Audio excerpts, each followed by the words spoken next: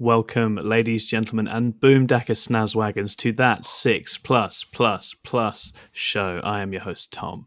I am back with the 6++ team to give you the very best 40k content on this cold Tuesday night.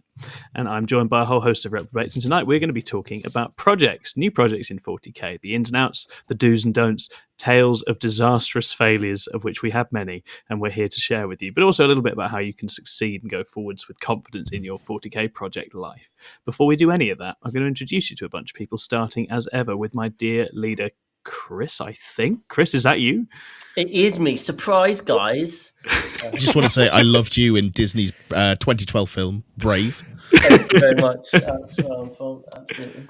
Looks more like Tangled. Yeah, he's going to break out into all the songs from It Annie. was Oh, it's him. Look, it's him. actually me. Surprise. For podcast listeners, yeah, Chris is wearing a ginger wig, but it's gone now. Chris, that ginger wig is vaguely familiar to me. Is it from some recent thing that you might have done? Yeah, it's from the As of Yet award-winning trailer that we recently produced. Last night, I was looking through the channel, and when you hit our channel, you see the trailer. Now, the trailer I was really happy with, but it's 3 years old, and we kind of don't do those sorts of things anymore. So it was time for an update. Meanwhile, I thought I could have a go at a little skit and take some shots at other channels as well. So if you want to have a shot at Vanguard Tactics or take a shot at Art of War, then I'll manage to get some in there as well. But I do regularly. Yeah, it's good. It's worth a watch if you haven't seen it. The trailer is good fun. It probably does get you a bit closer to where we're at and what we actually do in the moment. As you say, that old trailer is lovely, but it is very old.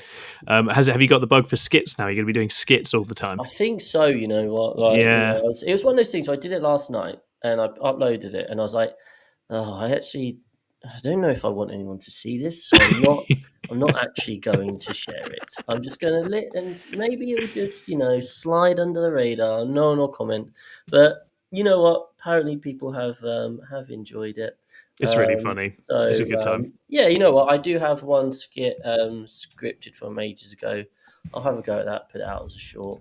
And we'll just see how it goes, really. But awesome. I'm sure, obviously, we've got many people, hilarious members of the team who we actually do involved. quite a funny team. Yeah, pretty hilarious. So yeah, wonderful. And have you done any hobbying besides making nice trailers?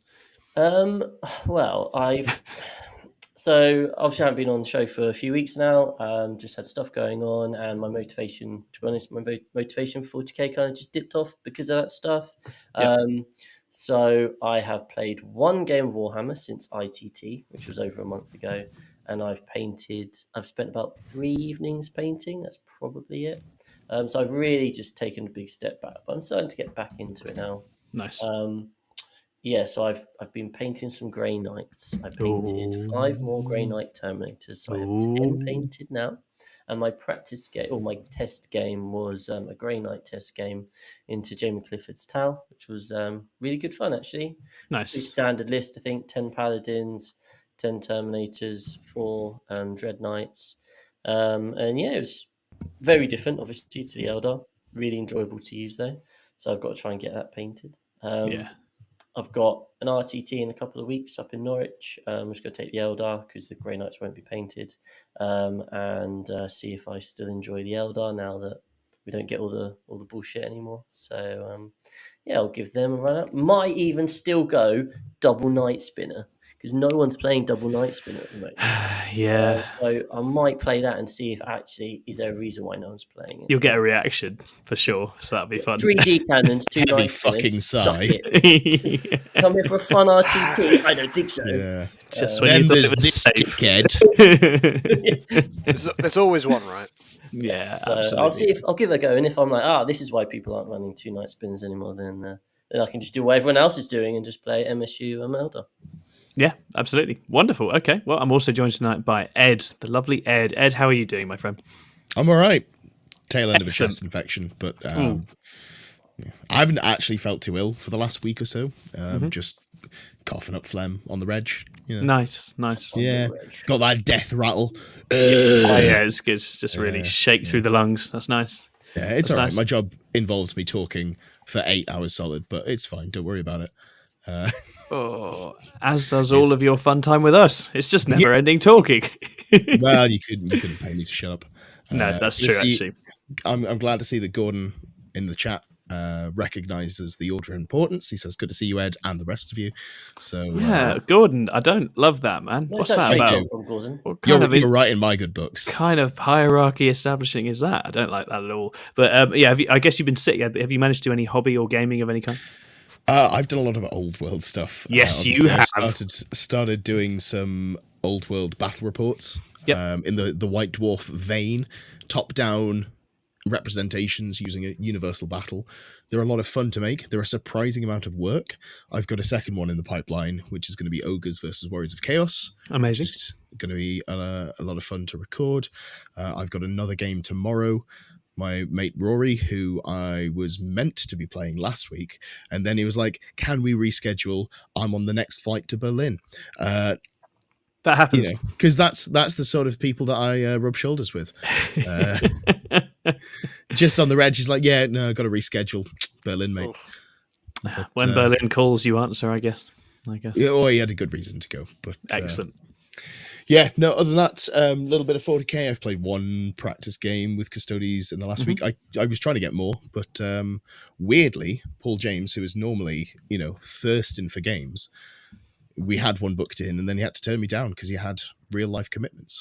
But that's fine. I'm not bitter about it at all. I know. I think he's probably played like 7 games over the last week. So, the he's fact a busy that he boy. let me down is it cuts deep, honestly. Yeah, this is Paul James, who came back from an RTT or GT on day one, having played 3 games already, and then played a TTS game at home before going back in the next day. Sometimes he's just a bit nuts, but that's all right. We love you, Paul. The old world stuff's really exciting, and they do look really cool, these back reps. So I'm looking forward to seeing more. I actually bought the rulebook today. I ordered it. Very nice. I ordered the old world rulebook, and I ordered an orc battle wagon. That was my order. I was like, I'm going to get me some treats for end of term. I'm going to play around with those. It's going to be fun. So me and Chris have an idea where we might play and record our first game of Old World and just not have read the book and just put stuff on a table and just try and work it out and just give it a go and see how wrong it can only go well. I think it will go great. I can't see how it would fail. So I think it'll be content for the ages, and I think the internet will love it because they love mistakes. They just love them. They just lap those up. I think. Rumor has it that people do like to comment on battle reports, telling you what you've got wrong. It's very good. In very high detail. Yeah, I learned that you only get Lance on the charge. So thanks, internet. We get little bits of feedback sometimes. That. Yeah, it's handy. It's handy. Shroony just became a member in chat and also said, "Wish we had an old world scene." Well, I might be tempted to play some of the nearest and dearest viewers who have been around from day one. So, if you want to play on Universal Battle, drop me a message. I'll probably be down if schedules line up. Sounds great. You've been around for ages. Sharuni says Total War is the closest I got. Total War is amazing, and that is very much a big part of the old world hype for me is Total War. I'm excited. I'm playing Beastmen, and on Total War Warhammer, if you haven't played Beastmen, it's the best campaign because you just have your stack of goats and you run around burning stuff, and at some point you lose a battle, and then that's it, you're done, because you only have your one stack of goats, and if someone has your number, you just all die, and they're like, okay, I can't recover from this. I quite enjoy that. It's a fun way to play the game. We also have John Scribbins in the chat. I'm going to introduce him before shouting out our crew in here. So, John, how you doing, mate? Hi. Yeah, not too bad. I've been doing a lot of housekeeping hobby-wise. I realised that I had probably, I want to say 6,000 points of Uruk War clans that I've not really looked at since the firmly established Tale of Plus Gamers this time last year. So I kind of went, that box needs to go. That's fair. I don't feel interested. I've got a load of Skaven. I've not looked at them since probably OS 2, so I was being a bit ruthless. And now I've got the space, and I looked behind me and I was like, there's an empty cube in my Kallax. And that in your obviously heart. means I have to start a new project. So I did some research ready for today's show. I'll save it for later, but I have started a new army project. Yes, he has some research. I had my opportunity for some enabling because he was mooting it. He was mooting it in WhatsApp with me yesterday, and you could tell he really wanted to get started. But he was talking about money and responsibilities. I was like, oh wait, don't I owe you money for like striking scorpions and beastmen and stuff? What if I just sent you this amount of money right now? Would that change the way you were behaving in any way? So naughty. I am one of life's enablers. Heartbreaking. Stay away from me. Don't go anywhere near me. Right, okay, who's in chat? So we've got DreadMad93 in saying, and we're live because we didn't. Well spotted. We've got Let's Talk Wargaming, that'll be Dom, saying, hey lads, are you boys at Manchester? I don't think any of us are at Manchester as far as... Oh, Ed is at Manchester. Ben, Fantastic. Ben as well, Ben. Yeah. Okay. Sorry, guys. I'm not at Manchester, the centre of my own universe. Therefore, So no one else is. I mistakenly decided no one else Not would a be. lot of the team is, but if anyone is who is a Bit viewer, north. free, come say hi. I'm Yeah. almost nice in person. Ed's very nice in person. You might even have a waistcoat on if you're lucky, but I doubt it. Not this time. So yeah, there'll be a couple of us up at Manchester. Gordon Chung is in. Obviously, Gordon, I'm not sure where I stand with you now that you've said good to see you, Ed, and left me second, but we'll move on. Patrick says hello. Sharuni is in. Mechanicus is in. Pickalax is in. Sharuni became a member, which we really appreciate. So please, if you haven't become a member and you'd like to, absolutely do that. It keeps us in nice things. We appreciate that a lot. And Pickalax is welcoming. Pickalax is, yeah. So have you noticed these? We've got microphones for fans of our recent audio levels and for a variety of quality. People have been paying a lot of We attention. had a moment. We took a long, hard look at ourselves and we went and bought some microphones. So here we are. Hopefully you are reaping the rewards. Or maybe now you can hear us, you've realised we're detestable and you want out. Either is absolutely fine. Don't worry Seems about more it. likely. Pickalax says that no one wants to play Eds because he's on Custodes. I won't lie, Pickalax. I do not go looking for Custodes practice games, but some others are braver than me. And a lot of praise for Beastmen. Ultimate Funk is in. James Ellis is in. Oh, thank you very much, James Ellis. Appreciate that a lot. Wonderful. We've got a whole bunch of you here. We are ready to get started. But before we talk about projects, we are very, very good at self-promotion, possibly the best. And we're going to demonstrate that to you now with the Plus Roundup. Take it away, Capitan. Oh, it's been so long since I got to do this. As always, if you enjoy our content, please do consider becoming a member. We've got different tiers and they give you different things that it can include anything from just behind the scenes stuff to early access. So we're aiming it for so you get 3 days early access to any of our content. But then we also have a special Discord section where you can literally just ask us to produce content and we'll produce content for you. We absolutely will. We do that. And then also we even do coaching. And if that's the sort of thing you're interested in, just drop us a message on the Discord or something and we'll arrange that. We're not doing it fully through the membership simply because YouTube takes 30% of our earnings. And they don't do 30% of the teaching, I'll tell you that much. Yeah, I do not. So that's why it's kind of just a little YouTube membership fee, and then we'll do a little bit extra on top after that. But yeah, drop us a message if that sort of thing something you're interested in. As always, if you are looking to buy more models, why not head over to Composite Games using the link in the description. Use the code PLUS and that'll get you over 20% off of your miniatures. In terms of content we've been producing, wow. As Ed mentioned, he's done an Old World batch rep, the very first one. It's gone down a treat. And it has gone down a treat. It's actually got over 1,000 views, guys. Oh, really? Yeah. It's singing. It's going. And there's got a lot of comments. I mean, yes, some of those are rules related. But actually, Hold on, no. Let me just fucking do this. So I played against Jack Chapman, our lovely Jack Chapman, who was a viewer of the show, used to podcast. I can't remember the name of his podcast, but he used to be a competitive 9th Age player. Now, 9th Age was the game that came about when Games Workshop decided, fuck fantasy, we don't care for it. So he played a version of fantasy competitively. He's pretty good. He smashed me. Spoilers. Go and watch the video. I lose. However, in the video, I say a couple of times, this is Jack's first game. However, he's very good. Here are a couple of things that we got wrong. We talked about it, decided it didn't change the way the game was played. He could have done what he wanted to do. And then some bloke, and to be fair to him, he was very nice about it. And he did leave another message saying, great video. But he left like 3 comments pointing out different things that I had pointed out were wrong. It's like, well, I don't know how you caught all of those, but not me saying, and this is where.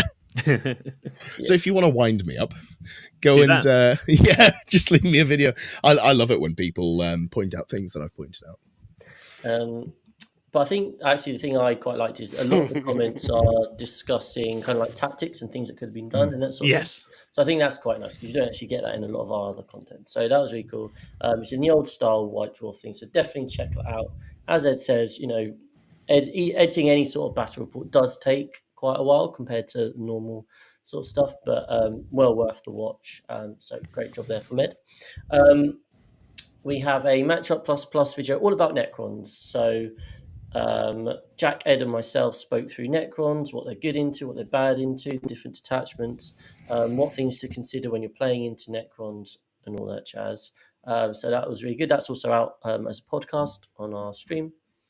We've got Ed and Scrivo talking about the Black Rage and Sons of Sanguinius, and what they're doing is they're putting up each week kind of what do you want the next one to be, so as a vote on the poll. So make sure you check out our community page and you'll get to vote for who you want or what you want next as a detachment to be looked at.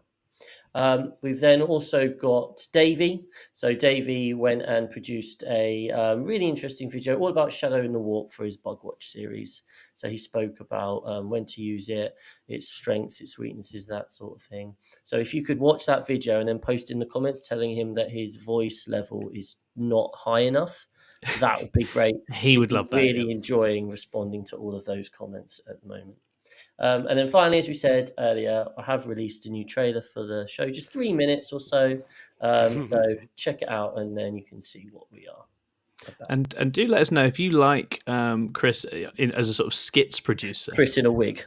Chris in a wig. If you want different variety of Chris in wig doing skit, all you need to do is speak up and comment now, and we can lock him into doing it basically all the time for probably years. So this is the time to speak up. This is how habits get set. And this is the time to tell him that you like his work and would like to see more of it. Alternatively, you can drive him out of the skit game for good as well. That's an option. But absolute silence now, and we never see another skit. So the death of an artist. This is literally on tenterhooks right here. You can make or break me. Yeah, and we got a load more coming as well. So it's going to be a good few months on the content side. Thanks so much for the support. Obviously, on the 4,000 subscribers as well. 4,000 subs, which is a tenth of the way to 40k itself, which is a big deal. That's where we're heading, and that means an awful lot to us. It's great to have so many of you joining in. Discord's absolutely thriving, and yeah, do keep on sort of supporting us any way you can. Every like, subscribe, everything else. Obviously, if you want to become a member, that's amazing as well. So massive appreciation. And Gordon Chung says you're actually my Votan, Tom. So Gordon, if I'm your Votan, then you are mine, and we're all good. We can move forwards. That's fine. Okay, wonderful. So that's the end of the Plus roundup. So we can probably now move towards our main topic. And I wanted to take this in a projects direction, thinking about new projects in 40k and what I've termed sticking the landing, which you can interpret however you like. But I tend to interpret as getting broadly what you were hoping to get out of a 40k project. And obviously that already suggests that there's different things you can be trying to achieve. But I think we all attempt a lot of different stuff in 40k. I certainly don't achieve everything that I set out to achieve with my various different projects, but I have done it for a while now. And I think for those who are newer to this hobby or still starting out and still in the process of picking up new projects, and that's still all quite new for you, I think there's quite a lot of pointers and advice and tips that we've all picked up over the years that we can definitely share with you to help you get the most out of new efforts, new endeavors in this wonderful hobby of ours. So that is the goal for tonight. That's what we're going to be attempting to talk about. And it's not at all just because I've started painting some orcs today and I just wanted to talk about new projects because I'm just starting one. What would I like to talk about? I like to talk about my new army. Okay, let's do a show about it. Host privileges, baby. That's how it works. So, where do we want to start with this? I think my first thought was to think about the different kinds of motivation you might have for starting a new project in 40k. If you're starting to pick up a new army, or starting to pick up a new range, or start to pick up a new way of playing the game, what kinds of reasons might you have for actually starting in the first place? I think if we can understand that, that might help us to think about where you can go wrong and where you can go right. What sorts of reasons have you guys started new projects? Let's go. Ed, you first. Well, before we get into that, I want to just say it hasn't escaped my notice that you specifically phrased this episode as 40k. You have successfully stopped me from talking about Old World for another 50 minutes, so I just want to congratulate you. Absolutely nailed it. That. Yeah, don't worry about these orcs that are on my desk at the moment. Never gonna be relevant. Yeah, what's the question? What reasons have you started new projects, Ed? What motivations have you had? What rationales? Realistically, recently, it's because I want to play them at a tournament. And that's Yes. sort of like, since coming back to the hobby, it's been a case of, what do I want to play at tournaments? I'm going to play that at a tournament. This is the tournament I'm going to play it at. Time to Yeah. get cracking. And that's been like the big driving force for me. Yes. And I think that's a big motivator for a lot of people, right? Picking up an army for competitive purposes, you want to get out some events, or you want a change because whatever you're running doesn't do it for you anymore. And it's very much tied up with competing competitive strength, competitive meta, other things, which has its own set of ups and downs, which we'll talk about in a bit. But I think that's a very big motivator. When I started my Eldar, I had been playing for maybe a year. I was just starting to actually understand the game and get a little bit competitive with it. And I asked John, what's good? And John said, Eldar are always good. And by God, John was right. And so and that's when I started painting my Eldar. And that was very much a tournament army of mine. It wasn't, for the love of that particular faction as much. I do like Eldar, but they're not like my boys. And it was very focused on that. So I have my very rough and ready Ulthway scheme that I could get done nice and quickly and get out some events. With Also my double swooping race hawks. Also double wraith dice, because I still have to do it my way. I don't make it easy. It's fine. That would have been sick at the start of 10th though. That would have been really, really good. What other rationales do we have? How about you, Chris? What other motivations have you had to start projects? So obviously, yeah, as Ed says, I mean, generally it will be, oh, this army is going to be good. But actually, I can think of one when I did that, it went wrong, and then actually led to another reason why, which was in 9th edition. I remember listening to a podcast about how Top Player had played into pre-Codex Gene Stealer comp. They were saying, oh, these guys are really, really going to be really good when their book drops. I can just tell. And I was like, So I bought up a load of cheap GSC, spent a month painting it, took it to tournaments and absolutely hated it with a burning passion, which is probably something we will we'll touch on later when we talk about things to do and not do when you're starting a project. Good. But in that process, I played into Mark's Necron army, and actually, I was like, they look really fun. They just did a bit of everything. And I was like, oh, okay. And yeah, I just started collecting Necrons, started playing them, and they're really fun. So actually, one way you might end up doing a project is simply because you play into the army 100%. and you think they look like quite a fun way of playing the game. There are, despite Games Workshop's best attempts, there are still some different ways of playing the different armies. So actually, sometimes there are certain methods will suit you more than others, and it's about playing the different armies and experiencing that. And yeah, definitely owe Mark, because he played that Necron army. It was a very generic bit of everything list, but I was like, oh no, actually this does seem fun. Far more fun than me having 35 5-man units and spending 5 hours trying to work out what to deploy and what to deep strike down. So yeah. I can identify with that, because in 8th edition, went to my first non-Games Workshop tournament. I can't remember the name. It was like Blood and Bollocks or something at the Roundhouse in Derby. Yeah, Blood and Bollocks. And I went 1-4. I had a really bad time in terms of, like, I had a great, enjoyed myself. And in my last round, I lost to Necrons, and he just did some bullshit where he flew over a plane, he jumped out a unit, he then Veil of Darkness to another unit, and turn 1 before I had a chance to do anything, half of his army was down my throat. I was like, ooh. This is cool. Now this I can get behind. Yeah. Anyway, I got smashed so hard that I played Necrons for the rest of the edition, and it was great. Loved it. We've all been there. That you'll just see an army do something that's just like, oh, that really appeals. I've been run over by orcs so many times in like the last 3 years. I've always played sort of thinky, spindly. Here's my clever little dibbly army, and orcs just go, "What if I just sat on your head?" And something in that really appeals, and I'm quite excited to try it, because it's nice to try being on the other end of that sort of aggro approach. I'm increasingly into a more of aggressive way of playing, so it's going to be quite fun, I think, in that sense. So yeah, sometimes you are just chasing experience or chasing something that seems fun. Shout out to Spencer Owen, by the way, who's just become a member. We massively appreciate that, Spencer. That's awesome. Thank you so much. Do keep on signing up. Your support is really, really useful for us. It means the absolute world. Right, John, what's another motivation for starting a new project? I think one is seeing rules previews and going, oh my goodness, doesn't that mechanic sound great? Should I not just build an entire army based on that one really good gun that army has? I'm not saying it's a good one, right? Has that happened to you? Has that happened to you this week, John? No. So this is actually a slightly more well thought out one, but this is more for me. The example was, say, the hammerheads in Hammerheads, was it? It was the big Tau Hammerhead gun that got leaked and broke the internet. Preview, and then they did a preview article, and no joke, within 24 hours, every retailer had run out of stock of the product. Yes. So it showed people do fall for that, or 100%. Quite a big one I fell for was the 9th edition previews for Grey Knights dropped, and the rules sounded quite dynamic and quite different to what I was used to playing. So I was like, cool, I'm going to start building some of them up.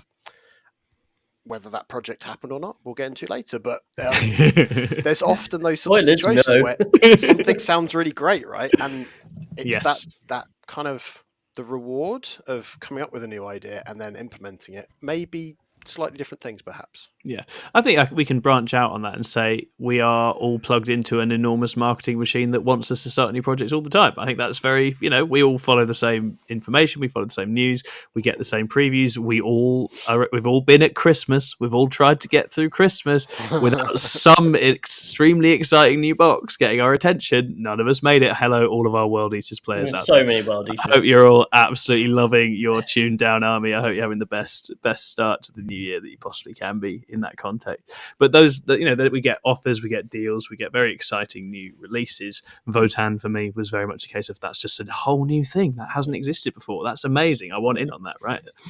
And there's a sort of a sense of discovery in that. And so that's something to be aware of, because we only have finite money and this thing is going to keep shoving new ideas at us all the time. But it does make it imperative that you get your projects right, that you understand how to go about them well, save yourself time, save yourself money, save yourself dead ends, and that's what we're going to try and get into a little bit tonight. So let's talk about some projects that haven't necessarily made it, haven't stuck the landing, and let's see if we can start analyzing how and why that might be. I'm going to start.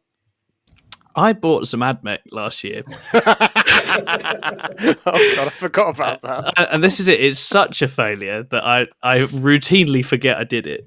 And I don't know. I think I fell in love. And here's one of my weak spots is I just fall in love with a very particular bit of a rule set. That's what I'm very vulnerable for. So if I read like the Night Lord sub-faction rules, and I'll be like, oh, I could do X, Y, Z. That's really exciting. I want to go and do that. And so in AdMech, I just liked Riser, the melee one. I was like, I'm going to do a melee AdMech. That's going to be great. I'm going to get a bunch of Rust Stalkers. And then I think I built one model and was like, oh, good grief, these are horrific. And then I also remembered that deep down, I don't really like Imperium factions very much. I don't really like ordered factions very much. They're quite samey looking and spindly. And I think I aged out of that project in the space of about 2 to 3 weeks. So that's me. That's my first example. Have any of you guys ever not successfully delivered a project? So I'm quite well known in the team for my fondness of Sotek Green. Yes, you are. Most of my armies have some form of Sotek Green. And obviously, as we all know, the most Sotek Green of all armies is Alpha Legion. Yes. And I've always wanted an Alpha Legion army. So, you actually have. When it came down to, was it last year? We were like, we're going to do Crusade. Yeah. I was like, well, this is the perfect opportunity to do Alpha Legion. So I bought my combat patrol with the Maw the Fiend and all that whatnot. I went and bought a bunch of 3D printed custom heads.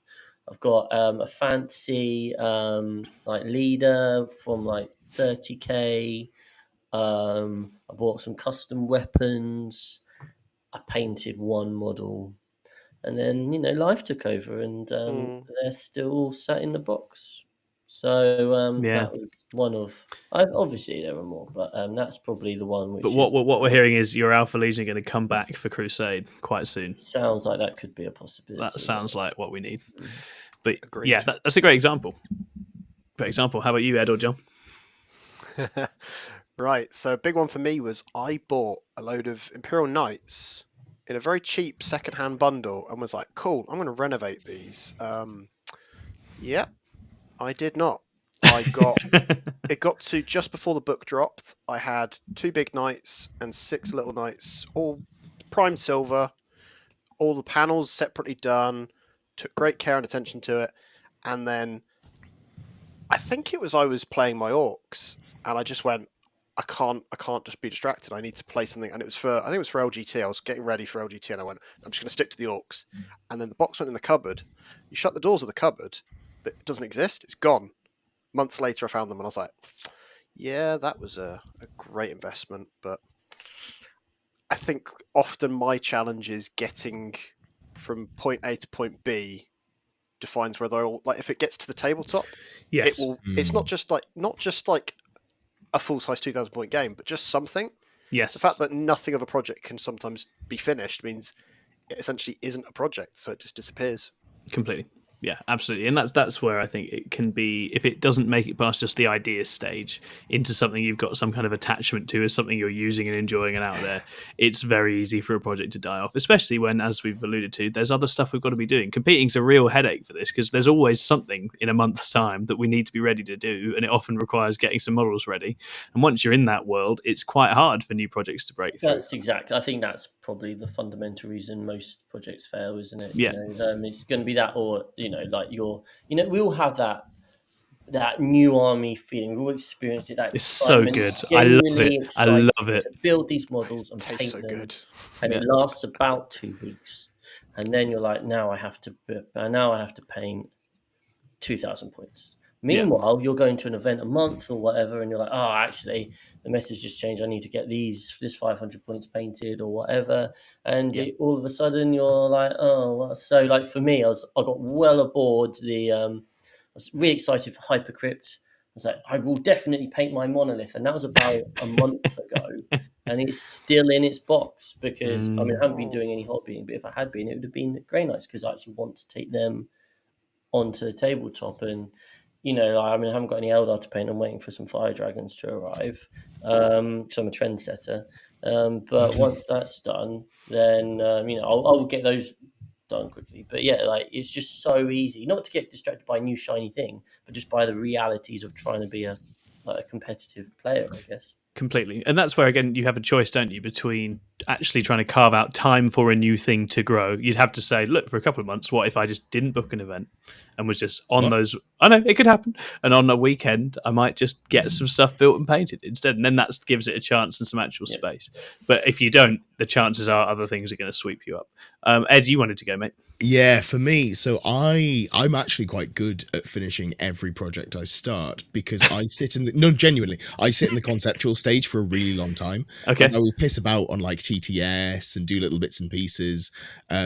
But then I'll go, oh, I've only got 2 weeks to get this army ready for the tournament. And now I've finished my list and I've played like 5 practice games with it. And then I just don't do anything other than hobby. Yes. So, focus. Yeah, I just go, my life is hobby for the next however much time. And sometimes I have to leave the house to go to work. And that's, I know. Yeah. Yeah, me too, bud. Me too. But so usually when I get to the point of doing models, like it's a done deal. I'm going to do it. Mm-hmm. The one that I had recently, do I remember correctly? The Imperial Guard book came out in a box, but then the Codex didn't come out for like 2 months after it, so you couldn't play it on UKTC. That's right. Because I started doing, and you can't see it very well, but this is a converted Renegade Guardsman.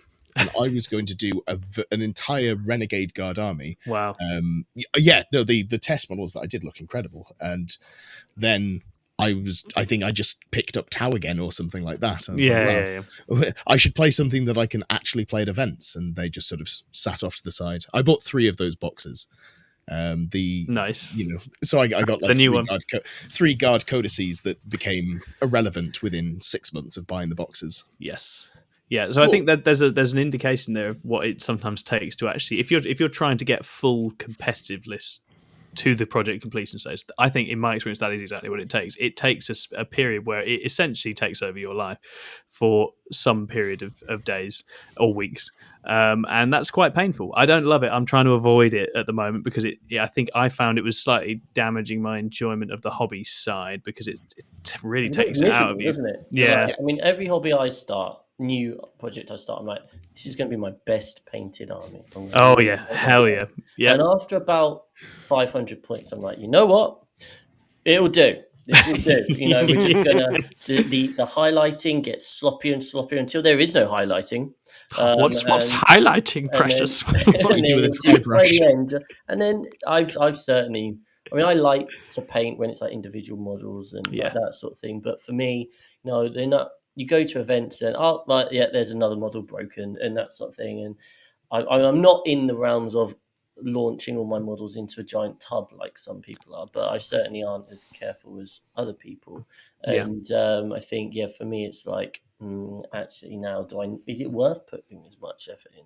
Yeah, and I think that's where those different motivations kind of clash, don't they? Because there's the motivation, I want to get this on the table, I want to use it because it's good right now and it works right now. And there's also that motivation of, actually, I want to look back at it and like what I see and be pleased with it. And it's not easy to have all those things at once. And sometimes actually maybe having different projects that achieve those goals in different ways is better. If you have one little thing that you're chipping away on painting that isn't in any rush to get anywhere, that gives you a better chance, I think, perhaps. But anyway, we'll come to that. I want to read out Sharuni's story because it's actually a lot like my own. Sharuni says, I actually have my own story to add to this. When I was first getting into 40k in 9th edition, for me it was 8th, my main faction was Death Guard because I loved the lore and the models. Absolute same. Built a full 2k army that I loved only to play it and find out I hated the slow play style and tanky focus. Absolute same. As I would learn later, I love fast, aggressive armies. You are my friend, Sharuni. That is exactly the same experience I had with Death Guard. It's why, even though they're good right now, I don't get lured back to them because I just don't love the lack of mobility. It's not really for me. I love Death Guard. I love the Lord of Silence, one of my favorite books. Absolutely huge fan of them and where they sit in the universe. But I just find the play style very grating. But what I do like is how my Death Guard army looks. I quite like sloppy, kind of nasty, grimy armies, and that's a style I really enjoy. So they have a place in my heart for that. So it can be a style thing as well. We're going to ignore Jack Tite, who started playing Drakari because he played me with Drakari, and he just wants to play Drakari to demonstrate to me that he's better at Drakari than I am at Drakari. I have no time for you, Jack Tite. You stay away with your Urian Rakath ideas in our Discord. That does feel like an army that will suit Jack. Oh, it'll be fun. Drakari. It'll be really fun. And it'll be a good time. Another Archon is always welcome, of course. We need as many as we can get. It's going to be very cool. But Jack, for example, was talking about sisters. I'm just tired of only moving 6 inches. And I get that. Sometimes your army gets repetitive. Sometimes doing the same thing gets repetitive, right? Yeah. We have the same thing with me and GSC and Jack Chapman in our chat with GSC. Jack is incredibly interested in GSC right now because he sees the things they can do that he has been trying that solve problems he can't solve with towers. He's been playing them. He sees a whole bunch of opportunities. When I play GSC, I see all the limitations and issues and what's going to happen after I do the cool thing and drop in because I've played it a million times. I know what comes next and I can't be arsed with it at this moment in time. But there's excitement at different places in the game depending on where you currently are, and we all kind of shift around, changing a little bit in what we're interested in, what takes our interest. I think you might be less interested in them now that we see Tau having a 3-inch deep strike. Yeah, and this is actually part of my gripe with GSC is, well, if they just keep giving that exact trick to a bunch of armies that actually are tough and good at other stuff, then it's not going to matter that they've got it. But there we are. So yeah, he might be a little bit more excited with this Tau now. Let's move forwards then to thinking about how you can actually manage and achieve some degree of stability and success with a project. I'm going to leave us room for talking about getting out of a project because I think that's actually equally important. And knowing when to cut and run is something I've certainly not learned. But if we think about how you can achieve your goals and deliver projects to your own satisfaction, what kinds of things have you guys found have helped you to achieve your goals? We start with you, John. So my last project, so at the start of 10th, my approach was to continue fleshing out my Marines because I knew there was going to be a shitload of new Marines, but the project was going to be, if I got something come in, it has to be finished. If I buy something, it has to be finished before I buy something else. Mm-hmm. So it's very much, I wanted it to be like everything keeps going. Who are you? And if I'm wanting to buy something and I look at it and go, oh, do I buy this? And if I'm not going to think about painting it in the next couple of weeks type of thing, like I've probably hit more than I've missed with it. Because like, for instance, the Space Marines Christmas box, I've got 3 Outriders that I haven't painted out of the box. Mm-hmm. I think that's a win for that box because that's not what I bought the box for. Yeah. But then in equal measure, I bought a load of World Eaters anticipating that box. Should not have bought those because a lot of the sprues are just still sat there. So I feel like if you think you're not getting to it soon, unless it's a real good saving that you think you're definitely going to get back to, I personally don't think you should do the purchasing. I think you can give yourself more wriggle room when it's limited time Christmas boxes. Yeah. Because there's value.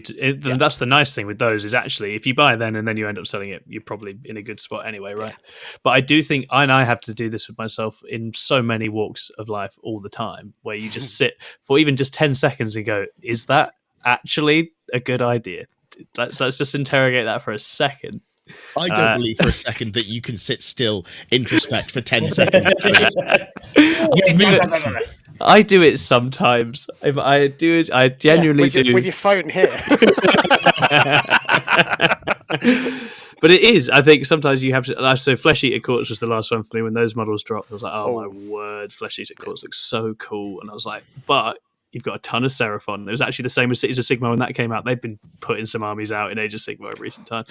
And with both of those, I had the fallback of you've got a Seraphon box there. Until that is done, you shouldn't be touching anything else. As much as you love it, will you still care in 2 months?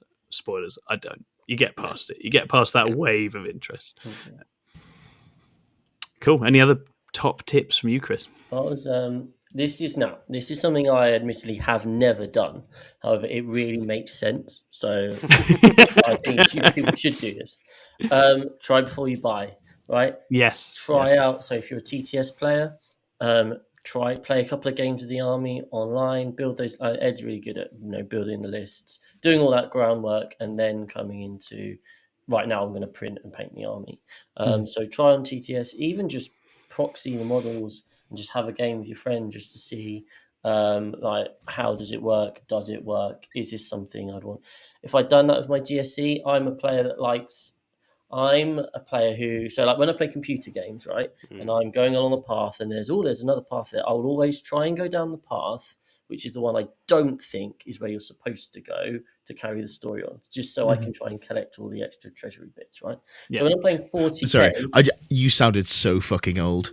When I play computer games... All the treasury... I'm playing Crash Bandicoot. I'm thinking like when I was young, we had a fantastic game called Pong. Well, that's not got alternative paths, has it, dickhead?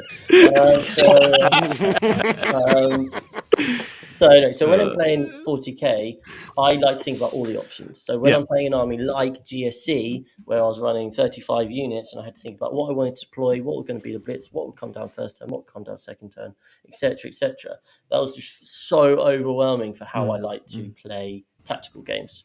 And I only realised that by playing multiple games with them.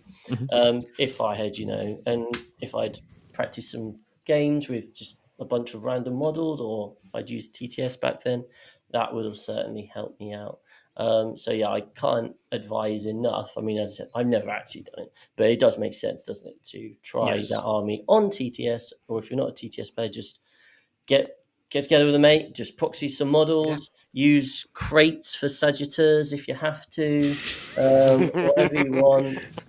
Leave your army in Telford. Just don't even bother bringing an army or whatever, naming no names, Tom. So, just that's the sort of things. That sort of thing works. I did that at the end of 9th. I borrowed Necrons to see if there were something I could take to an event to be competitive. It clicked. They're still on my list to do, but... Yeah. I honestly think for like meta comp now, if it was an army I didn't already play and it was good, I would borrow it. I cannot be arsed with rushing a project. I don't want to cock up a paint job. I'm not a good painter or hobbyist, but I enjoy getting it to a place where I feel like I've done it right. And I really dislike armies that I've sort of not quite finished or not done right. And I just think the meta changes so rapidly now. The way that the game changes, it's a mugs game trying to stay ahead of it. Obviously, if you have like deep collections and you can adjust, that's great. But if a whole new army that you don't play happens to be good at this moment in time, I just think I'd borrow it from somebody else if it was remotely possible. And I think it's very plausible out there. Entropic Tyranny is asking if I'll buy the Sigmar launch box, knowing I've got a bunch of Seraphon I haven't done. Yeah, Skavener in that box. We'll come back. We'll come back and we'll see. We have a Skavener in it. It's going to be tough, isn't it? Entropic Tyranny. It's going to be difficult for me. Maybe I'll do my Seraphon like I'm supposed to. You could just swap to Age of Sigmar and be the best player in the world. Probably. Do they have any good players? That's what I'm hearing. This is Hey, I'm on the internet. I'm allowed to make statements about things that I know nothing about. That's not true. My old WoW raid leader was a very good Age of Sigmar player, better than I am at 40k. So shots fired, Tom. If you ever see this, Tom Morsley. Oh my goodness! He was only captain of England at one point, like last year or the year before, mate. Yeah. Like I said, better than me. But shots Small fired. world. Your game bad. Fucking oof. Nice. That's fair. We'll come for the AOS community. That Amazing. seems reasonable. Spencer Owen says that he has a rule where if he's playing with unpainted models and he needs to paint at least one unit before he plays the next game, that helps him. Yeah, I think little rules like that is great. I actually don't really play with unpainted models, and that's been a rule that has at least kept me vaguely on a level with doing it. I very rarely actually ever field them, and that's helped me with projects. And another thing that John and I always did locally was we would do slow growth type stuff, so crusade or campaigns or leveling up from small points, right? Which I think if you're playing locally and you're relatively new is a wonderful way of getting there with the project, and it scales you up. And the nice thing with that again is you kind of are trying before you buy, because if you painted 500 points and played it, you learn you don't like it, that's fine. You've not bought in as much and you've not invested too much as well by way of time. So I really recommend that if you're not purely in the comp mindset. And certainly for our respective new projects that John and I are starting, Crusade is on our radar as our way of getting that into action a bit sooner and starting to test all of that out. So that's certainly one way that I sort of get a foot in the door with a project before sort of running out of steam with it. Book events. Just book an event. And this is the big thing. Yeah. From age 8 to 17, I went to 0 events. I had 0 fully painted armies during that time. Do you understand how much money I spent on Warhammer as a child? I don't know where I got the money from, but my God, did I fucking spend it. And I used to like sell an army to fund the next army, which in retrospect, awful way of doing it. Yeah. But I had so many armies. I had so many Marine armies. And just like never the same models. It was like, here's a Marine army, sell it. Here's a new Marine army. Never fully painted. And then came back to the hobby. Every army I collect is for an event, and now they are all fully painted. It's That was a success I had with Age of Sigmar finally last year. Yeah. I'd spent 5 years battling to try to get a single army painted. Booked in 2 events. Suddenly I had 1,000 points for the first event, 2,000 for the second. Done. Yeah, I think sometimes it can be the sort of the sharpener or the focus that you need. Just don't put Night Lords on the options for when you're getting the community to vote for what army you take to Greenhammer. When you have no Night Lords, you literally have like your test models and nothing else, because that can really end in tears. So yeah, within reason, book events. Don't book events when you've got nothing, but book events when you're like, I just need that kick to get me the rest of the way. And with enough of a run up. Don't book one next weekend and go, I'll finish off that 1,000 points, unless you're like Ed and exactly what Davey did. Yes. Yeah, and then get the wrong day.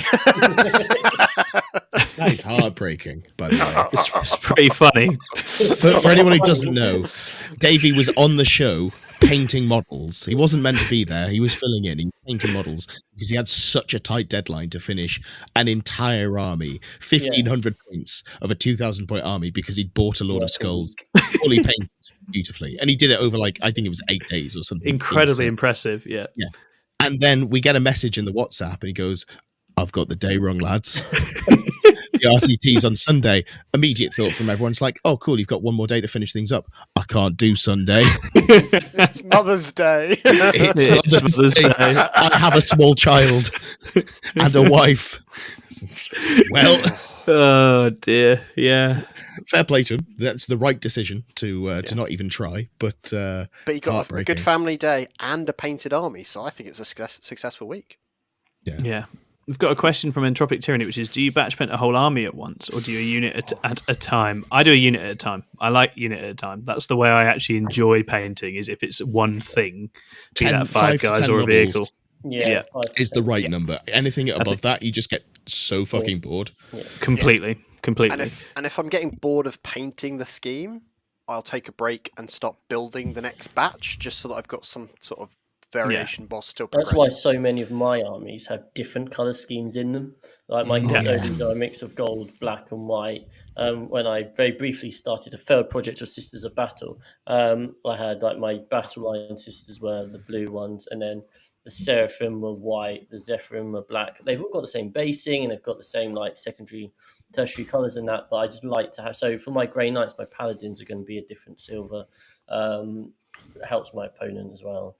But I like to keep changing up the schemes in different ways.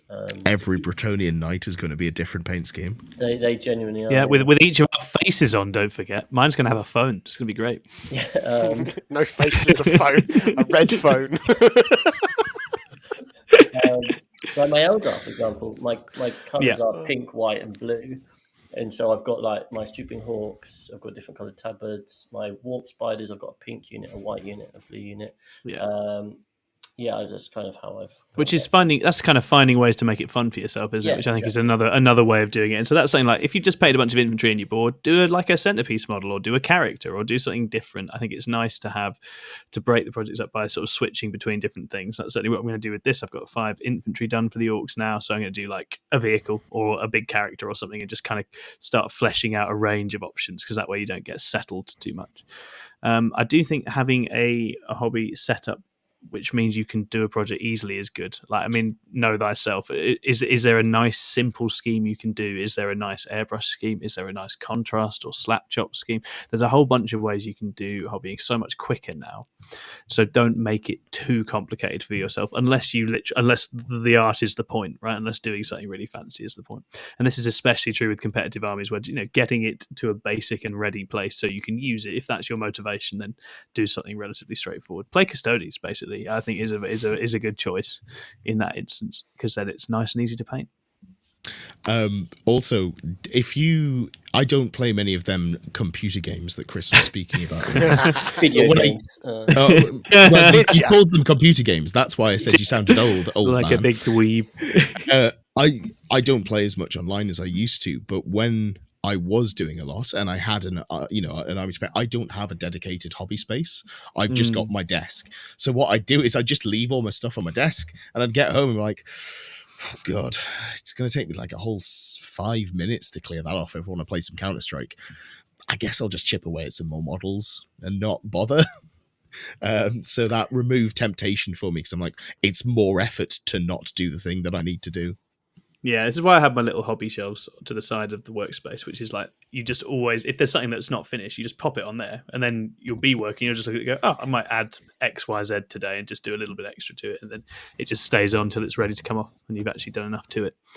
So I think, yeah, keeping it sort of vaguely visible in your mind is definitely a good one. And then let's talk about getting out, because I think getting out at the right time is also an art form. When is it time to call it quits, and how does one do that? What are the easy options here? Because I think there's a bunch of easy options. Should I take the lead on this one? Yes, you this should. This isn't 40k, but so for our league, our little slow grow that we're doing between us, I may have started out with high elves, and I may have flirted with ogres, but I wasn't really thinking about them. I'm just playing them in an online league. And then I was like, Chaos Dwarves, that's it for me. I love them. They've got like a halberd that's also a gun. Incredible. Both high elves and Chaos Dwarves I was in. I've got over 2,000 points of high elves painted, primed, and a little bit painted. I've got a lot of Chaos Dwarves printed. And both of them, I just played some games with them and went, this ain't it, Super Chief. So I bailed pretty much immediately as soon as I knew. And that was because I knew that we had a deadline to stick to as much as possible. And I wanted to... I'm not pointing any fingers. And... I had a deadline that I wanted to make sure that I could do something else before. So I was like, cool, play 2 games with this. It doesn't spark joy. I'm doing something else. Sorry, guys. 2 weeks later, Chaos Dwarves. It hasn't sparked joy. I'm doing something else. You know what the funny thing is? I'm doing orcs. I haven't played any games with orcs yet, so may they spark joy. I'm confident they will. I've looked at them and gone, yeah, these are the things I like. And going back, actually, I think Chris's example previously when he was talking about the branching paths was a really good way of thinking about the game, because I've realized that the way I enjoy winning games is by removing my opponent's choices, whereas someone like Tom enjoys having a million choices. I prefer just to say, you've got 3 choices and all of them are bad for you. Suck it. Those are the armies I hate because they do that. And they're like, okay, exactly. now we all have to do this one thing. Brilliant. Okay, what a good time that is. in the matchup between the remove options and the have options usually win. As we've discovered over the years as we've played each other. It's a dance, though, isn't it? It's a dance. It is. And I am interested in Eldar, so I may have to dig them out at some point. But not for teams and not for Manchester. So we'll see. Down the line, maybe. John, getting out of a project. How did you do it? When did you do it? When you look in a box and go, oh, shite, there's that whole pile of stuff. And then I go, let's actually clear some space and just sell the stuff. If it's still on sprues, it's just recycling, like in that stage, and then put that towards something, whether that's a project you want to actually do, or maybe actually doing something like going outside and doing other things, perhaps. But Nerd! I know, right? Outside. Fucking loser. Or in my case, sell stuff and then instantly buy a new project, because apparently that's the healthy way for it to go.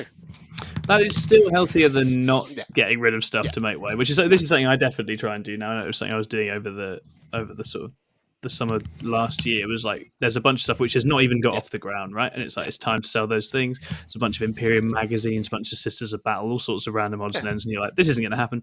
So if I clear that out, I can feel good when I next get that sense of something I'm excited about. And I think that's very useful. The good news, if you are sat on a project, is that this stuff retains quite a remarkable amount of value in this hobby, because we're all obsessed and we all care too much about it. So you can sell secondhand, you can sell, there's all kinds of, there's WhatsApps for selling, there's online sites for selling. Well, you can't fucking get it firsthand, can you? So you may as well. And so it's very easy to move these things on. And I often will, if there's a project where I'm on the fence about it, I'll just think, and like, when was the last time I actually used it? I think this was AOS Ogres when I got rid of them. I was like, when did I last actually play those? That's why the orcs went for me. Yeah, as much you're like, as it's I love time. greenskins. Someone else could be having fun with that. I'm not having fun with that. Yeah. And so it's a good time. Sharudi says, I have like 3k points of AdMech. I don't know what to do. Yeah. I mean, that's 3k of AdMech won't do anything, so it's fine. Yeah, it depends. Is it the right 3k? The answer's probably no. I bet. No, it's not. It never is. That's their secret. Chris, you got any pointers for getting out of a project when it's time? Yeah, I mean, for me, it's about, so if I have these like small little projects or whatever, barring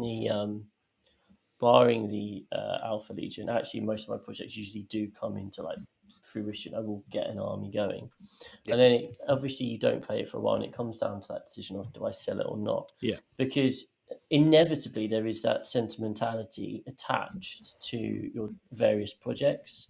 So it's about, can you separate that from the reality of, are you going to play them? So, for example, for me with Necrons, as Ed and I have waxed lyrical many a time about how we much you have. When I was a lad in 8th edition, right? I didn't play Necrons in 9th edition, so we're coming into 10th edition. I'm like, well, I haven't played this army for like 4 years, and I'm like, it makes sense to sell it, but I had such a sentimental attachment because I'd invested all that time into painting an army that I had so much fun with. But I had managed to prepare myself just to that logical conclusion that when the book drops, if I don't like any of the book and I don't see myself playing it, I will shift the army. Yeah. As it was, actually, I did like some of the stuff, so I have played the army and etc. And that's actually where I'm at with the AdMech at the moment. Yeah. I played AdMech for like a year, half a year in 9th edition when they were really good.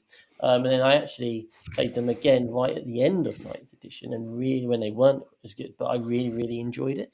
Obviously, they're now a very different style. I don't own the good stuff, so I don't own Breaches and I don't own Dragoons, and as Tom says, that's how they get you, right? AdMech are one of those armies which take quite a while to paint. Point versus pound, they're an extremely expensive army to play. And if I wanted, there are elements of AdMech that I know I would enjoy playing, but in order to do that, I probably need to invest another £300-400 and then paint it all just to get that onto the table. And I'm not at all willing to do that. So then I'm like, do I just sell it? But then again, I guess there's that skill of knowing when to sell. Yes, there is. Like AdMech, not exactly high on the radar. I can't imagine there are too many people out there looking to spend, I'm talking ballpark here, but it's quite a well painted and fleshed out 4K, 1,500 quid. If you are, drop me a message. But I can't think there are too many. And it's like, well, I'm not going to get value. I could probably shift the army for like 600 quid, but that's a terrible decision.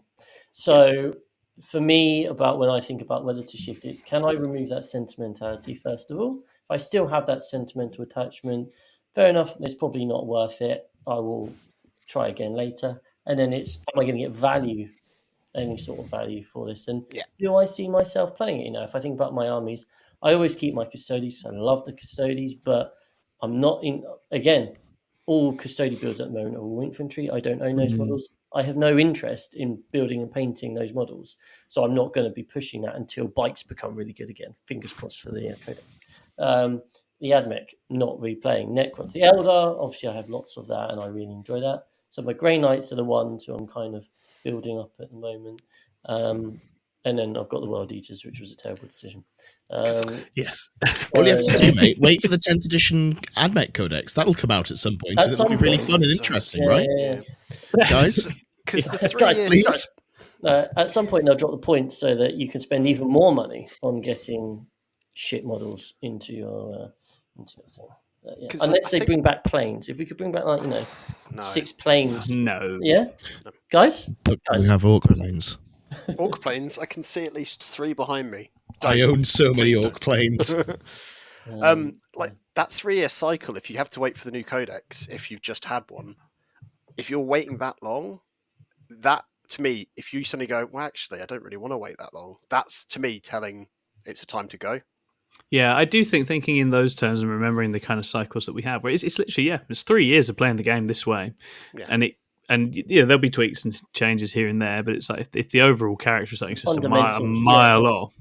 And the other thing to remember with it is that, as we've talked about and alluded to, and as is pretty obvious from the sheer number of projects we've already name checked today, the starting is the best bit, and you can get excited about it and start it all over again in many years' time, if you so wish. You've got a long time with this hobby and this game. You don't have to stay sat on everything that you've done, and it can be a nice opportunity. I mean, I certainly find with quite a few of my armies, one of the gripes I have with them is just that they were painted by me 3 years ago and they don't look that great because I wasn't, there's a bunch of shortcuts you learn that help you to paint better further on. So you get to apply all those lessons if you revisit things.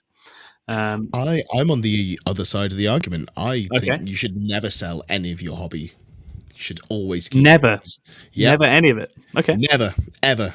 Well, if you're a magpie like me, because you will, within the next 2 to 3 years, come back and play the same army and go, fuck, I wish I had. Insert the 15 Thunderwolf cavalry I bought when I was 15, back when they were a new codex. Like, I'd love to have those right now.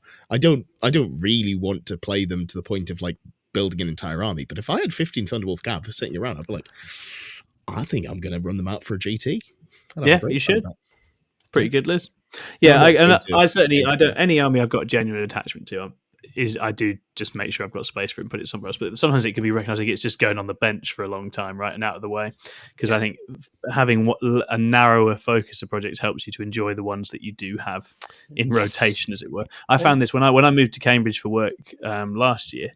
I just took the Votan and was like, oh, it's amazing how much you get done when you just concentrate on one flipping thing rather than like every time I leave the house I take a different army to play a different list. It's like I'm literally just playing these 12 data sheets for like 6 months. It was very good for me actually in terms of actual focus and getting stuff done. So it can be really good to just have a sense of what's on your roster and what's on the bench, as it were, as well. Real life as well, right? Like, yeah, 100%. We need money sometimes, we need space sometimes. If we all lived in giant mansions and could lock away the projects we weren't interested in a basement somewhere and not worry about money, we would all do that, and then it would come out at some point. If you want to fund our giant mansion, become a member today. It's not too late. You can do it right now. We're so close, guys. So close. If we had the funds, would you all move into a 6++ mansion? Yes, I would do that. Yes, I would do that. That would be really funny. No, because I've seen how Tom lives. Out of nowhere. That's because it would be like living with myself. It's horrible. I am a tidy and well-behaved young man. One day, no one can prove otherwise.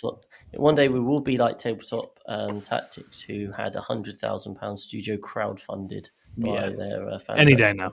Any day. One member sign up at a time. If you can do it next week, I'll move and get right on that. One day we will have a studio, guys. That'd be really fun. Snip it. One day. Clip it. Yep. All right, we'll do it. That'll be really fun. Right, cool. Any parting shots before we move on from projects? I think, as has hopefully been demonstrated, we don't have all the answers for you here. We are still very much stumbling our way through this life. As we do.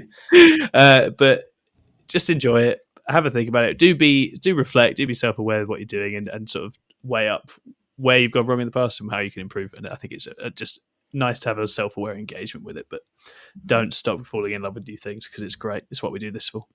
Yeah, this isn't one that I can say from personal experience, but for other people, I think it's good to know your limitations and work to those. I wouldn't know what that's like, but I wouldn't either.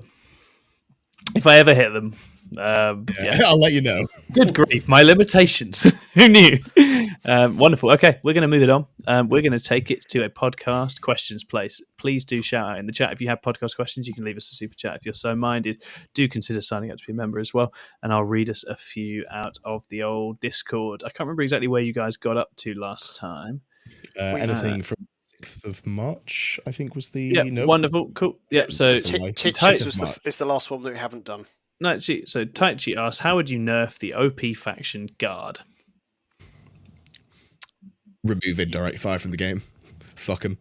Let it all fucking burn. Or if they do have indirect, they're expecting one of us in the wreckage, brother. or have that indirect be improved in any way, so they have to just shoot with the kind of the limitations of indirect, rather than full rerolls and the orders. Indirect should hit on 6s with no rerolls. Change my mind. Don't disagree. I've still not actually played against guard. In one of those places, the current actual data and outcomes in the game simply does not paint a picture that says they need to be nerfed. As much as I'd love to, I don't like that artillery list. I don't like the way that plays, but I literally write up what wins every week, and we look at all the stats every week, and it's just not in a place where I can say there's enough evidence. I know the best versions of it are horrific to play into. I know the best versions of it are very, very hard to win against, especially when they go first. But again, they're not winning everything. Not everyone is playing it. And until that was the case, I don't think I see a need for heavy nerfs on it. We know our thoughts on indirect, because I think we all have very similar thoughts on indirect. But that's more of an overall 10th health thing. And I don't think... Well... You lot didn't let me put it in the fucking 101 room. No. So wankers. The reality is they're probably going to do what they did to the Whirlwind list for Ironstorm and just point it so that you can't have all the toys. That's all they're going to do, I think. It's already nearly there. You've got lists taking 2 Manticores where they would have taken 3 before. Sharuni says, oh no, to be clear, Tom, we're just petty. Yeah, okay, fair enough. If it's for spite, then... yeah, Tom Petty. Yeah, I don't know. We'll see. It's a couple more books, and it might not seem to matter that much. I can't imagine Manticores like 3-inch deep striking fusion blasters suits very much. Yeah, but you're forgetting that Custodies are getting a book and a new Forge World indirect fire piece. I'm sure that'll be coming. But literally just shoots Alaris Terminators at. Oh. An Alaris Terminator just lands on your Manticore and starts smashing it. We're keeping it. That's so much better than the Goblin Doom Divers I have on the printer right now. Oh no! It's just a Custodies coming in on a giant parachute. Just gliding. That's amazing. Right, okay. Next up, we have... If you could port in a model or squad from AOS or 30k into 40k, which one would you choose? Ooh. Used to love the Custodian models, and then they eventually did it, and that's all I needed. But I think the AdMech 30k side... That's very nice, there's yeah. some really cool AdMech 30k stuff. So, and hey, that might actually make AdMech good. So do that, Games Workshop. The Atramentar Terminators, the Night Lords Terminators, are pretty sweet. I do like those. Inner Circle Companions, because that would be a unit I would love to have in the game, because it sounds like a great name for a unit that should exist in 40k. I don't know. Are you making a point about Dark Angels again? Is that what this is? God, Tom! It's a unit that's so bad you take Blade Guard instead because they're cheaper and they do the better job. But they look so cool. But they also do have really cool Terminators that are Inner Circle Companions that look badass. That I'd always like to see. Forge World Dreadnoughts. Yeah, that's a good shout. Oh man, the Leviathan and the Leviathan. There's my Leviathan. I remember Leviathan. Glad I wasn't Yeah, that really was a playing whole time. competitively at the time. What these When I guns, started guys? playing competitively, Oh. you have a really rough couple of months where you learn that actually to play the game you need a bunch of models that are from a website you didn't even know existed. These are we official. got I'll have you know. a couple of And it ends in .China. couple of good I still shouts. have 3 Forge World Chaplain Dreadnoughts. Oh, God. Forge World. Nice. Couple of good shouts in the chat. Sharuni would like more goblins for orcs. Yeah, I think more goblins in 40k orcs would be good fun. Actually, just a few yeah. mad cap Squigs. things. Clever Invective Actual reckons squigs. Votan should have just been Skaven 40k. I'm here for that. I think Skaven would be quite fun in 40k. You'd have to find a way to flavour them, but I think that could definitely work. Harud. I don't know what that is. Is that Skaven? Allegedly. Okay. Is it? Aren't they more like elephant-faced things? Or am I misremembering? So, Gordy the Guru, this isn't so much a question as a statement. There is a question in it, and it's, surely it's time to ditch Feel No Pain. Can't we just adjust toughness/wounds to hit rolls instead? Think of the time we'd all save. As someone who always makes more Feel No Pains than he should, I'm not going to. I insist. I want those. I like Feel No Pains. They're important. I'd be all right with them going away. The fucking Room 101 ignore modifiers going away, but just making the game balanced around not needing modifiers. Yeah. Yeah, that sort of... Just, it's not necessary. I like 5-up Feel No Pains, and anything beyond that I find cancerous. But 5-up saves against things just add that bit of unpredictable variance that I quite enjoy. Yeah, as soon as you get it's great. to more, Really balanced when you put it on Catan. Yeah. I don't hate Catan. Actually, I don't mind Catan. I'm enjoying Catan. The best Necrons list that's been doing the rounds, piloted by the best Necron player, hasn't touched Catan. He's not gone anywhere near them. And everyone else is just having fun with Catan, and it's not the optimal way to do it. I think it might have been before, the whole modifiers change. Maybe. But then it changed, and now they die. Yeah. Shucks. Next up, we have... Now that we know how many data cards are in the new Tau Codex, which units does everyone think have been retired to make room for the new Kroot? Do we know how many there are? I don't, but they do. Oh. What Tau units would you There's retire? something like between 6 to 8 are getting retired Okay. on the Tau Facebook group page. And we're gaining there's 3 suit types at least. Yeah. Weird. Feels unnecessary. I don't know what would be going then.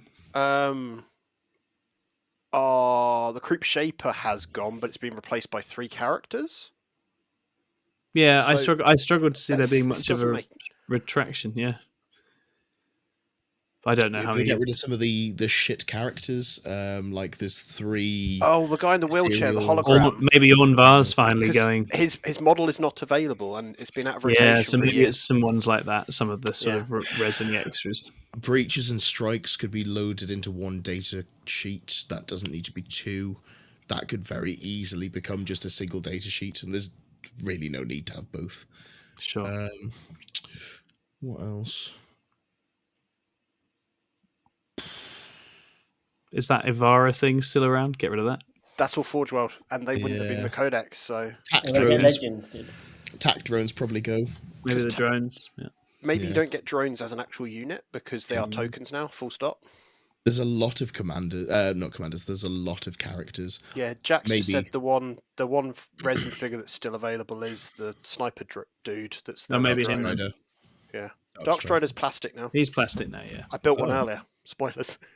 We are not experts on the Tau range, No. as you may have gathered. John's about to be. That's the journey. It's the journey he's starting down, but he's Well, I'm not there quite yet. the Tau player. He is quite the quoting- Tau player.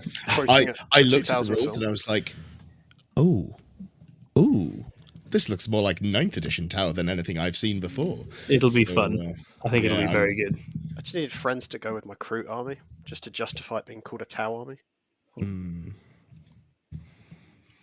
Our next question is from Bloodrender, who asks, why do we all end up having too many projects on the go, asking for a friend? Enthusiasm. There's the addiction of plastic. Yeah. Like, you're like, It's incredibly that new feeling addictive. of that excitement, isn't it? It's the same with Yeah. anything in life. You get into that new hobby, that Because new you're niche, weak. whatever. It's Yeah. Your it's bloodline is weak. Yeah. Your willpower is weak. Finish the goddamn look. Look at me. Finish your fucking projects. Get it done. Ask Bloodrender how his Ossiarch Bone Reaper's army's doing. That's the one. Oh, Make it feel seen. I think he's relatively disciplined, Bloodrender. He In the is. grand scheme, you could always be worse, Bloodrender. You could be me. Me. Our next question is from Ultimate Funk, who asks, how to approach playing a regular bogey opponent? We've all got those players who play a lot who get the same kind of results or locally, but for some reason... Since Tom's gone, I'll just say, bring tissues with you. If you've got a snotty opponent, ask them, bring sanitizer, tissues, all of the usual ways to improve someone's hygiene at the table is probably a good sort of routine. You dipped out there, buddy. So I know, I'm back. What bit of it did you get? None. Bogey opponent. I said the answer is tissues and hand sanitizer. I think he's gone again. Let's, if we go with the actual answer, anyone got any opponents that are better than them that they regularly play? This is, again, not something I'd understand, but... So I normally just bring what I want to play with and establish that I'm probably going to lose, but try my best and just make sure that we're both having fun, because then that's at least a loser's mentality. I'm not frustrated. Yeah, but I can't always take Orcs into Tom's Eldar, because that was the only times I really had a chance there. In 8th edition. Let's try again. Let's try that one more time. As a natural born winner, Chris, what would be your approach? So I think, there's certainly absolutely players who I've kind of like played before, and I'm like, oh, I should be winning this, but I keep losing. I think it depends on the situation as well. So, for example, in friendly games, we've spoken a lot about this before, but actually having those expectations. I know I don't play anywhere near as well in a friendly game as I do in the tournament game, so it might all be just that you're coming at it with kind of like different expectations. But I guess, the basic odds would be try to tackle it in a different way. If you're playing the same matchups and you keep losing because you're doing the thing that you feel right, and maybe it'll work this time. Well, actually, clearly it isn't. So my bogey player is Jamie East. Every time God bless Jamie East, he does some absolute bullshit. Like, I don't know what it is, but generally involves some sort of charge or multiple charges or something where you pull out all the stops. Oh my God, he's your wig character. That's who he. Yeah, my 11-inch charge. You wait for the first skit. It literally is based around Jamie East. So yeah, he's my babe. But you know what? Trying to approach the games in a different way. Try and change up your tactics, I guess, would be my thought. And if someone regularly beats you, the person who will know best why they beat you is them. So ask them as well. Find out what's happening in games. If someone's got your number or seems to have your number in games, it's going to be something you're consistently doing that they understand and have play around, or they're getting lucky. And either way, find out, ask them, find out. I think it's interesting to talk to people and see it from their side. And I think there's always, certain players, just the interaction between their styles is just not good, right? And sometimes someone comes out worse in that engagement. But it's you're certainly going to be benefiting, I think, if you ask them and find out what you're doing that's giving them the upper hand. Great. Okay. I'm back now, so that's good. And I think we're nearly at the end. So SD asks, teaching a friend 40k, going in via combat patrols on TTS at first. He's keen to play Imperial Knights, which don't have a combat patrol. So we'll have to graduate to 1k lists on TTS fairly rapidly. I've never played at 1k. What are some considerations for list building, especially with skew lists like Knights? Yeah. Knights are probably quite good. I think Knights are going to be very good at 1k, and the problem you're going to have as the friend playing with the friend that wants to learn to play the game and wants to play Knights is you can write two types of list at 1k. You can write a 1k list that can kill a big knight, or you can write one that can't. And that's how your game will go. And that's probably a bit of an issue with 1k level Knights, I think, for learning the game, and possibly with Knights for learning the game full stop, whatever scale you play on.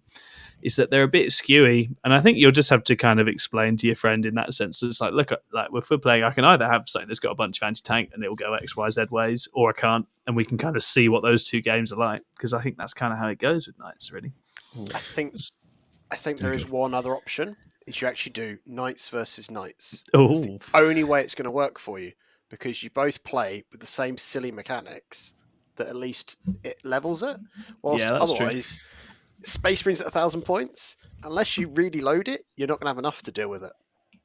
The actual Not answer is enough. Craig offhand said, "Oh, I'm kind of interested in Eldar." So for the last sort of week, I've been going, Craig, play some fucking Eldar. This is the perfect time for you to bust out Eldar at 1,000 points, and you play the game of try not to get tabled by 1,000 points of Imperial Knights, and also try to stop them scoring any primary, dance around them, make them incredibly frustrated, and he will either become a much more competitive player for it or quit entirely, and that's fine, because the blood of the weak will be on your hands and it makes you a stronger man. Yeah, 3D cannons fits into 1K effortlessly. No, don't take any damage, only take mobility. Just all scoring. Okay, I like it. Play like a pure crystal list. Just all I've got is scoring. I've got MSU, multiple small units, and go, I'm not going to even shoot you. Yeah. Triple Hawks. Triple spider. Well, it's 1K, so it's only double, but it's 2 warp spiders. I only allowed 2. Oh, yeah. 2 hawks, 2 fucking Shadow Spectres. Yeah. Go Yanari, so you can take 2 Scourges as well. Do it. That sounds fun. Clever Invector says IK isn't really a good army to learn 40k, and I'm inclined to agree. I don't think it plays by enough of the rules to necessarily get a hang of the game properly. When I've shown people it from scratch, I've done it with Space Marines and limited what we've had each, just so that it was learning the basic structures correctly. And I think that could help, at least for the first game. Absolutely. Wonderful. We have one more question from Gordon Chung. And he asked, Death Guard still don't feel particularly tanky, but apart from Feel No Pains, how would you make the Nurgly boys feel more Nurgly? Oh, probably +1 toughness and -1 movement. That's a great fucking mechanic. Absolute knobheads. Like, who fucking wrote that rule? It used to be -1 to wound. There used to be -1 damage in 8th edition. -1 damage was the big one in 8th. Oh, -1 damage. It was 5 up Feel No Pain in 8th edition. Yeah. -1 damage in 9th edition. Yeah. Then +1 toughness and -1 move in an edition where toughness shot all the way up. Yeah. I think probably the contagions is the way, and I'll be interested to see with the Death Guard Codex, for example, whether you have different detachments unlocking different contagions and interplay with different things in that sense, and all sorts of different debuffs. I think debuffy is good. I like it. It's not that they're not tanky at all. They are perfectly durable, but they're not sort of the raw, pure, durable boys of the past. I think it's the Terminators that suffer the most. I'd like to see Death Shroud and Blight Lords given some unit-specific rules that make them tough, because they should be tough. They are the epic, durable mini hero guys. Plague Marines don't need to be tough. They're fine in the place that they're at. I think they've got quite a nice role. So I think it's just making a couple of the standout units, like the Terminators in particular, feel more durable. And then I think you wouldn't have that many complaints overall. I think they need some shooting durability. Like, that's kind of where I feel they really suffer, because they've got the melee durability in that they've got like the fight first. They've got their combat tricks. So maybe some sort of durability against shooting only would make them feel better in terms of -1 to hit. Well, they have that on tap, yeah. I was going to say that, but like, it's just not. Feels it can be so easily negated. Yeah, all the factions that are good either hit on 2s or just like reroll hits, for an entire army, or lethal hits, sustained hits. There's so many ways to increase your efficiency that -1 to hit is not actually meaningful. Yeah, that's true. Yeah, hopefully they find ways to add variety in the book. I think that'll be an interesting book in that sense. They've been taken in quite a promising direction, but I guess you could have the Plague Surgeons Feel No Pain go from 6 up to 5 up, so him plugging in with Plague Marines gives you an actual slab of increased durability. You could have Plague Surgeon able to go with Terminators. Again, that gets you towards having a big durable slab. I think those kinds of options. But I think Death Guard being able to project debuffs and do more damage, which is what they get now, is nice. There's lots of upside to that. I think probably they're in the best spot competitively they've been and those durability type builds, although Death Guard players long for it, you all know what happened. You got through 2 players that couldn't answer that question, then you hit the 3 players that could answer that question, and you don't want to play an army that only asks 1 question. It's boring, it's a tough life, it's rubbish, and then you get found out. And I think Death Guard are more dynamic now for making less of their points be in durability and freeing them up to do other stuff. So I think it's a net positive, really, I'd say. Cool. All right. I think we're done. Unless anyone wants to shoot any final questions in the chat, we are going to say goodnight. Thank you so much for tuning in. It's been loads of fun. We will see you all again next time out. Bye-bye. Bye.